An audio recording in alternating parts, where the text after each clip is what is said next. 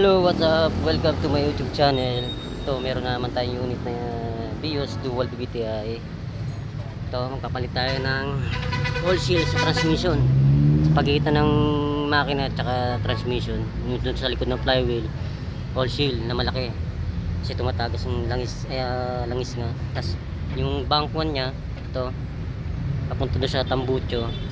Papalitan na rin natin kasi inis ka na yan, kaya alam na kung ano papalitan. So ayan mga ka-mechanics, ito kita naman yung tagas. So ito tatanggalin natin, tapos yung flywheel para makuha yung oil seal sa likod ng flywheel para mapalitan ng bago. So ayan mga ka-mechanics, ayan kita tagas siya.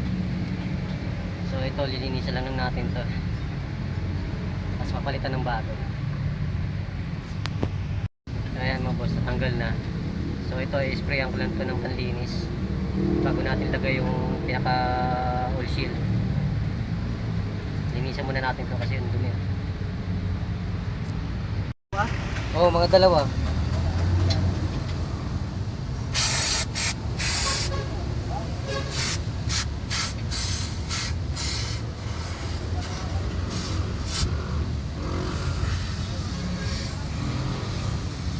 Spray sa spray naman yun.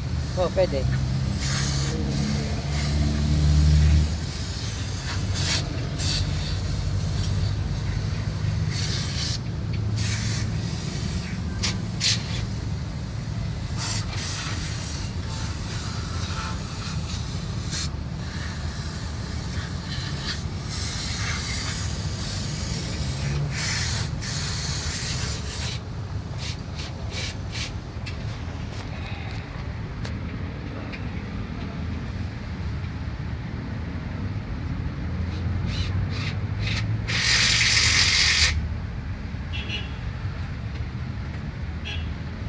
So ayan mga ka-mechanics, nalinisan na.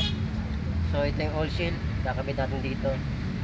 Pero bago natin kabit, putulan ko muna yung spring para sigurado tayong hindi tatagas. So ayan, nakabit na yung bagong oil seal.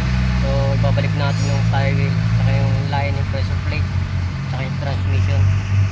So ayan mga ka-mechanics, nakabit ko na yung flywheel, tapos yung line yung pressure plate, so yung transmission na lang kakabit natin. So ayan, nakabit ko na yung sensor niya. Sensor sa tambucho yung kasi may check engine siya. So napa-scan na yan. Ito ang lumalabas yung bank 1.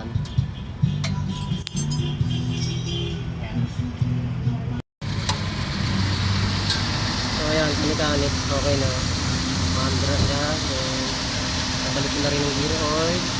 So wala siyang tagas. So paandarin ko muna para sure na wala nang matagos na langis galing sa makina. Maraming salamat. Subscribe nyo na rin para pipigyan sa video ko.